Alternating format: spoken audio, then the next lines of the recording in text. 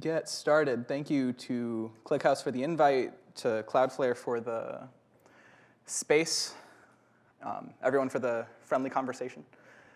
So, Chartmetric. My name's Peter. I'm lead engineer at Chartmetric. We're a music data analytics platform. And we have recently fallen in love with ClickHouse.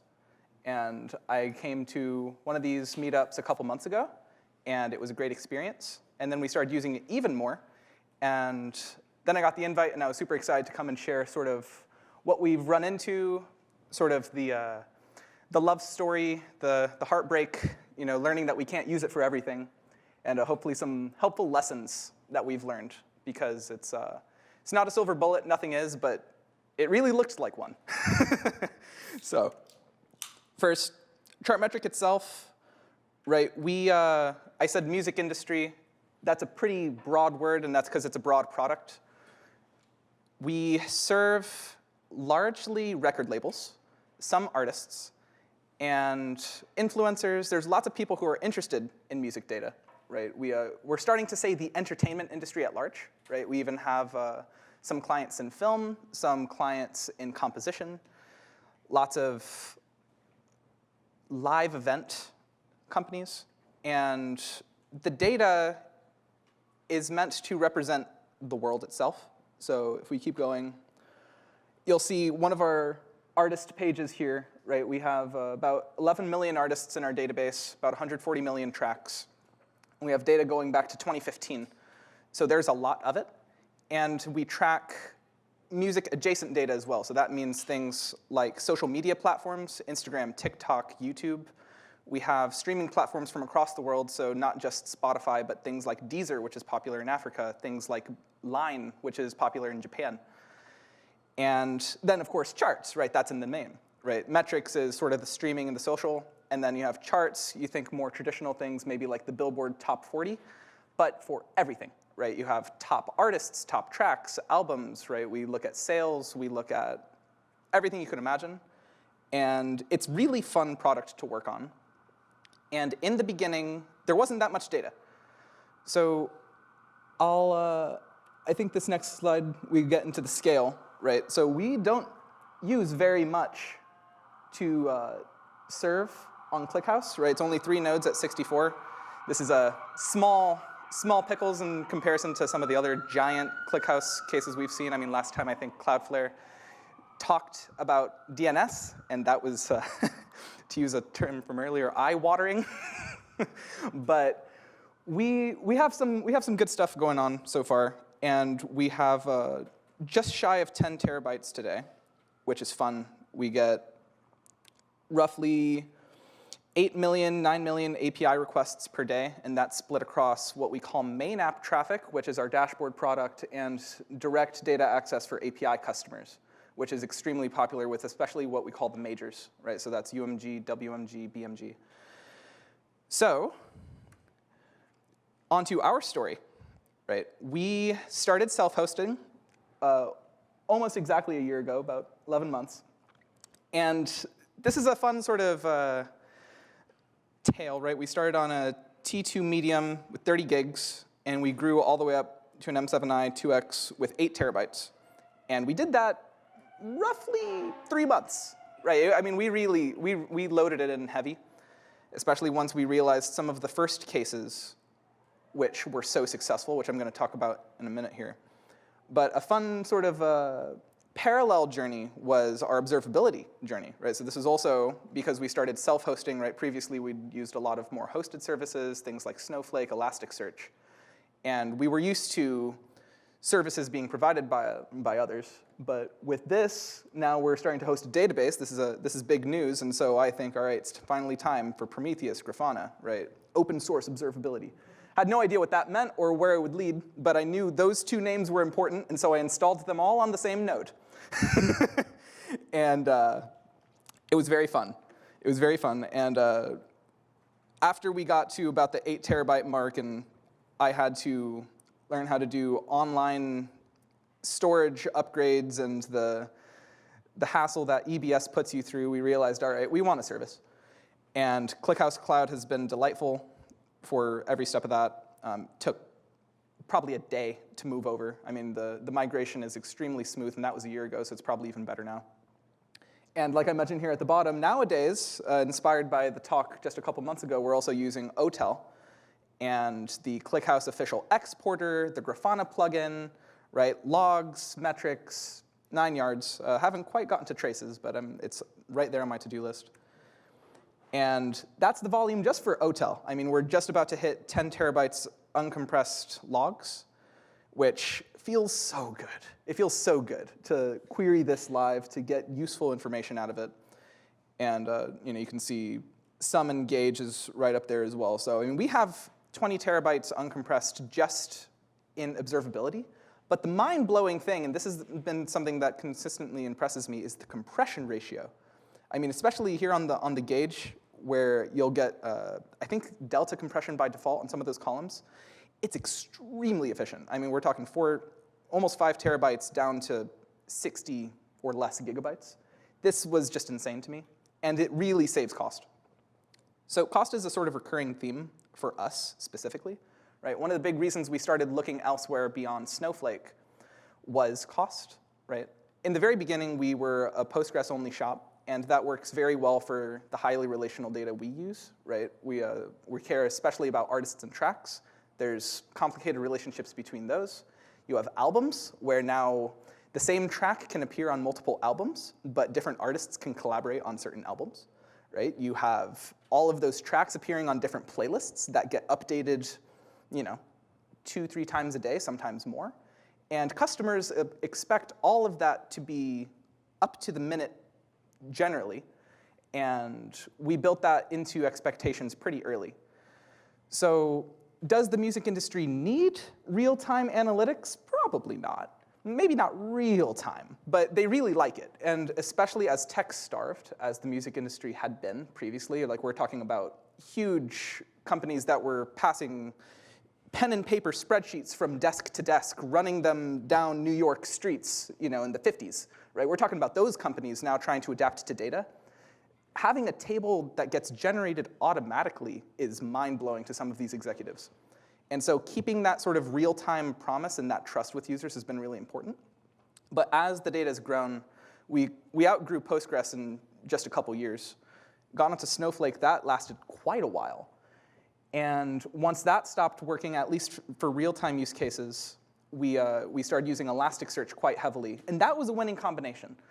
Postgres, Snowflake, Elasticsearch worked for a good 3-4 years alone with almost no changes. Until Snowflake got even bigger, things got even slower, and that's when ClickHouse sort of fell into our lives. So the first big use case, and sort of the advertised use case for OLAP especially, is time series, right? I'll say OLAP here, and Snowflake is technically columnar OLAP, but we all know ClickHouse is not Snowflake, especially not as far as performance is concerned. So that was never an option. And when it was a very painful option, right? It was one we did begrudgingly, and we paid 50, 60 second latency. We're not talking in the sub-seconds. We're talking customers would click a button and wait for a minute, maybe more. And they'd be happy to do that because that's less than a week that they're used to, right? The music industry is very forgiving to us. But we started hearing complaints, and especially once you get to a certain point, HTTP requests start timing out, right? You get to that 90 seconds that we configured, and it's a nightmare. So time series was our first big target for both performance and cost, because storing that much time series, generally non-relational analytic database, like data on Postgres, especially Aurora, gets very, very expensive to anyone who knows Aurora. And so we started there. Amazing ingestion speed won us over quickly, and this was one of the cooler things that we did. Umang, our lead data infra engineer, he helped me put these slides together, and he made a migration script from Snowflake and RDS DDL to ClickHouse DDL, and man, that made things fast. So we have a pretty hands-off migration pipeline now. We have a script we can run and sync a table over in just a couple commands, and then keep it up to date with Airflow. But it wasn't perfect, right? At first, it would get there, but sync, especially when you have this many databases, gets complicated. And the most interesting silver bullet we found, I mean, this still works for basically every table, is this projection on creation date, right? Because most of our jobs are trying to be idempotent, trying not to insert the same data twice, right? Just because duplication can get tricky. And we would do this sort of expression, max created at, constantly for daily syncs, right? We'd try to figure out what the last time we inserted data was. Can we skip it, right? That's the first question. Can we skip this run? You do this max created at. And if you're ordering a table based on API query usage, that's going to be a full scan, like 9 times out of 10. And so projections based on this sped things up amazingly. And now it's a default. And it worked, right? So I was talking about RDS. So Postgres RDS, that's what we use. And over just 8 tables, that was 10 terabytes that we were able to reduce.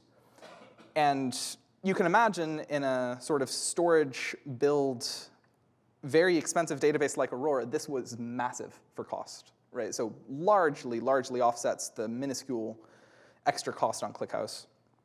And so not only was it cheap, but it was fast, right? Talking about that triangle from earlier, cheap, fast, good, or fresh. This was all 3, and a query that would take 1 minute very frequently, because it was the all time range. This is something that's gotten worse every year, is that that's 1 more year of data that all means. That now runs, that ran in 6 seconds, and now it's less with extra optimization. But from 1 minute, over 1 minute, down to 6 seconds max with no caching was just a new world. And so we've continued that. And time series especially, it's basically guaranteed that ClickHouse is going to beat any other database. Now for a complex one. So this took more effort, right? When it's a time series and it's largely non-relational, it's all happy. But artist to playlist data is extremely complex. There's inserts, but also updates and deletes, right? You have the API querying by any of those dimensions, right? We have a cache table where we have the artist ID, track ID, and album ID, along with some Boolean filters. And users expect to hit all of that in real time, multiple times, clicking through a table. There's actually a demo on the next slide where I'll show you this. And there's hourly updates that they expect, which, like I said earlier, most of the time that doesn't matter. Most of the time music people are forgiving, except on Fridays. Because Fridays are what we call New Music Friday. And this is a term that Spotify coined. And it's when they update one of their biggest playlists, New Music Friday. That's just the name of a playlist. But that's really important because sometimes brand new artists, which Spotify discovers, they have internal A&R teams. A&R is like artist discovery. They'll find artists and put them on this one big important playlist, and everybody wants to know instantly when this playlist changes. And if they don't, and if they find a discrepancy between our platform and this playlist, we get angry customers. So very quick updates, massive scale, right? Because not only is there New Music Friday, but there's about 30 million other playlists in here. And there's historical data, so that amounts to about 2 billion rows, right? We started this table in 2016. So that's every update to every artist, track, album, playlist combination, right? That's pretty relational. About 1 million daily updates. And this is not the type of use case that ClickHouse is happy with. But Snowflake was even less happy. And as happy as Postgres would be, 2 billion rows on Postgres, you do the math, not happy for us. So, and this is what I'm talking about, right? So Taylor Swift is one of the most painful cases because she's an old artist. She's gone through multiple eras, which means she's been on different genres, right? She, previously country, now pop, sometimes rock, sometimes hip hop with Post Malone, right? So she's on every playlist you could possibly think of, from every possible scale. And she's been there many times, right? So you'll notice there's a column here called peak position, right? We track not only the current position, but also as an artist moves up and down on a playlist, if they get removed and added back, how many followers it has, right? You'll see consecutive days right here. So we have to do a little bit of math to make sure that there's rows on consecutive days or that there's no removal. And then if that's not enough, look at this dropdown. Now you can filter all 1.5 million of those track placements by whether the playlist was editorial and or personalized. That means, let's say Spotify maintains this playlist, that's editorial. There's things like charts, where Spotify will have their daily, weekly, monthly charts. Those are technically playlists, and so technically artists show up on them here. And you may want to see those, you may not want to see them. Normally people don't want to, because we have a separate section over here for charts. But there's algorithmic, there's New Music Friday, which has actually become a family of playlists now because there's different versions in different regions, right? There's New Music Friday in Japan versus Germany versus Korea versus, right? And on and on and on and on, right? So you have highly relational, multi-dimensional, huge data. And of course, then over here, I'm not sure if Umang shows this, but then you can also filter by when they were added. So not only are we filtering by those Boolean dimensions and the IDs, but the timestamp. So if the first creation wasn't within, let's say, the last year in this case, right? We're already filtering by a year of Taylor Swift playlists, and that's where that 1.5 million comes from. So it's a lot. It is a lot. And when we continue, the solution, eventually, and I have no idea how Umang figured this out, I can still barely explain it to you, so please go easy on me. But he helped me with these slides. And versioned collapsing merge tree was the solution, right? The biggest problem was the delete, right? Inserts are easy. Updates, medium. Deletes are hard. And we solved it with versioning. And we actually needed a snowflake table to sync with deletion markers. This was a really interesting solution. I talked to him about why we didn't do this on ClickHouse natively. And we could have, but this was one of our earliest use cases. And we just didn't have the expertise. So we decided, we already have all the data on Snowflake. It's already 2 billion rows. Let's just make our lives a little easier and use deletion markers. But eventually, this took him a few weeks to figure out. But once we got it working, it was amazing, right? This is something that on Postgres took 60 seconds, especially Taylor Swift. You'd press one of those little filters in that preview screen, and you'd wait there for 5 minutes. And users would. Users would happily wait for 5 minutes to see which playlists their artist or Taylor Swift is on, because it's that important. But of course, that's not nice for systems. That's not nice for us, not nice for demos. So Snowflake got us down to 20 seconds for top artists, 2 seconds for ClickHouse after all of those optimizations. And this is with the hourly updates. This is with the full scale, right? No compromises, same exact feature, 60 seconds down to 2. And so this was a massive success that I'm happy we pulled off. And it's a sort of lesson that highly relational data can work on ClickHouse. It can. You just need to be creative. And here I go through a little bit of the details here. So this is that DDL that I was talking about. Can I zoom? Would zooming work? No, zooming doesn't work. Basically, right, you have the CM is Chartmetric. So you'll have the Chartmetric track and artist ID. You'll have the Spotify playlist ID. You'll have when it was added, right? So that's relating to those filters that you saw earlier. And this is the magical one, row active, right? So this ends up being our deletion marker. And how we deactivate rows, I'll show you the query in the next slide. And then we use the shared versioned collapsing merge tree. It's a big family with row active and modified at. So this was great, ordered by artist track and the Spotify track. So Spotify is the Spotify track ID. And there's a few, there's a projection on here so we can look at playlists as well. So you can start from the artist, the track, or the playlist perspective and get something useful. And then here's that query. I had to really sort of do some art to get it to fit on the slide because it's a long, narrow query. but you'll notice that max modified expression I was talking about earlier makes its return. And this is how we're looking at our historical table, right? This is based off of triggers where we delete Spotify playlists. So linkings to Spotify playlists, right? The names get so long. But basically, we figure out what's not on the playlist anymore and what hasn't been synced yet. And those are the things that get -1 on their row active. And so all of that, when it eventually collapses, is consistent somehow. I mean, it's really amazing. But the results speak for themselves. We haven't gotten any complaints. It all looks right. So now a use case that didn't quite work. I'm not going to talk too much about this because a lot of this is just in the documentation.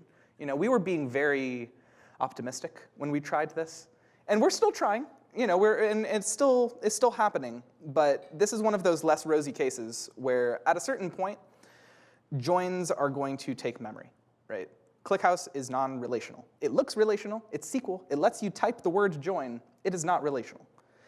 And forgetting that when you come from a database like Snowflake, which sort of hand waves over that with big warehouses and queuing, when you don't have the big warehouses and the queuing, you get out-of-memory errors, like a lot of them.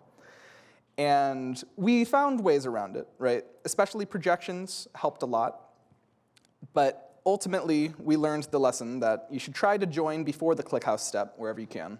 Snowflake, if the data's already there, Postgres is the best option, but sometimes it's more expensive. Limiting joins to one big table per query when you have to join. Again, this is all in the doc, so I'm not going to spend much time on this. We should have just read. But I'm going to repeat it here because it's a lesson that we didn't take very seriously. And then when you do have two pig tables, having a projection, let's say, on the ID that you're joining on, will at least make it possible. Maybe still slow and expensive, but possible. Oh, and by the way, F tables, that's just flattened tables, right? We wanted metadata and metrics to coexist, and that is a challenge, to say the least.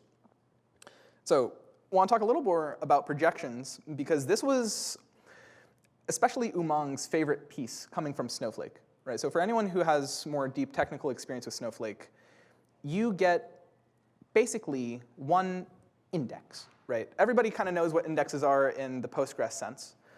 Snowflake, you don't get an index, you get a cluster, right? Because they partition the data on disk, that's how they speed up access, and it's much like the order by that we all know and love in ClickHouse. But the problem with Snowflake is you get one. So one table, one cluster key.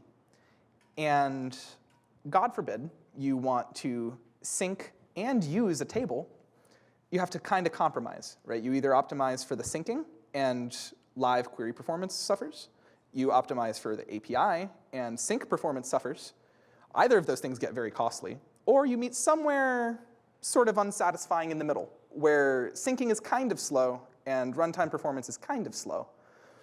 But it's the best you can do, because you get one key. ClickHouse gives you projections, which just feels like magic, right? For anyone who knows how they work, right, they really just automatically use materialized views. So yeah, technology's solid. And there's some caveats, right? I mentioned down here that you don't get deletions, right? Only inserts get synced in. And so if you have certain sort of properties, refreshable materialized views are an interesting feature that lets you work around this. But for the append-only statistical non-relational data that you should be putting in ClickHouse, no problems. And you get both your sync efficiency, so data pipelines get super quick, especially with this max created by trick. And you can do the primary partitioning by your query pattern. So for us, we're thinking about the API and the kind of queries that the backend team is writing. And we can optimize for them, right? We don't have to compromise. We actually get the best of both worlds at the slight cost of storage and a little bit less flexibility about deletes. And then you can even, you can add more and more and more. The same way in Postgres that you can have 10 indexes on a table, right? You can have 10 projections. But rather than pay the cost of updates, you just don't get updates. So, trade-offs, but ones that we've been very happy to take in many cases. So sort of wrapping this up, ClickHouse has been excellent, delightful, wonderful. I can't think of enough words to describe how nice it is for time series data, and especially reducing storage costs and improving API performance, which is exactly what we thought it would do. So goals accomplished. It cannot be a silver bullet. And this is something I've even talked to Alexei very intimately about, that Postgres is an important part of the stack, or some sort of relational database engine, right? It doesn't need to be Postgres. We use it. Most of the industry uses it. And when you need consistency, when you have complex updates, when you have things like we do with linking tracks to playlists, to artists, to albums, to curators, you want foreign keys. And so, you're not going to get that in ClickHouse natively, maybe one day, but it's just, that's not what it's designed for, and that's OK. Version collapsing merge tree is a really interesting engine. And you can use that with Snowflake to handle deletions if you do need to use those. So that playlist cache example I gave earlier, 2 billion rows, that covers a lot of ground.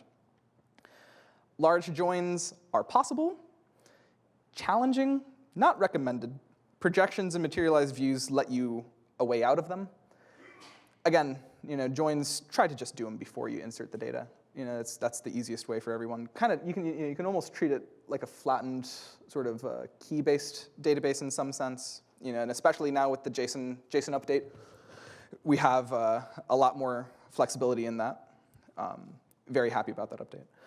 And projections are much more flexible than Snowflake, which is alone a reason to use it, aside from the performance and the cost optimization. So that's it. Thank you. Special thanks to who I mentioned earlier, Mong, our lead data infra engineer. He figured out a lot of the ClickHouse pipelines, especially in the beginning. He wrote that schema migration script. He figured out the shared versioned merging, collapsing, I don't know what it's called.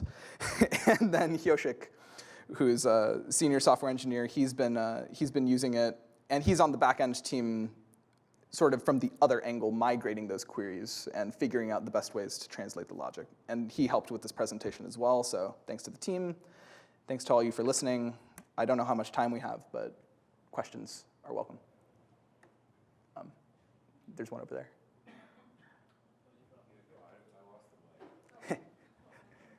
Scream.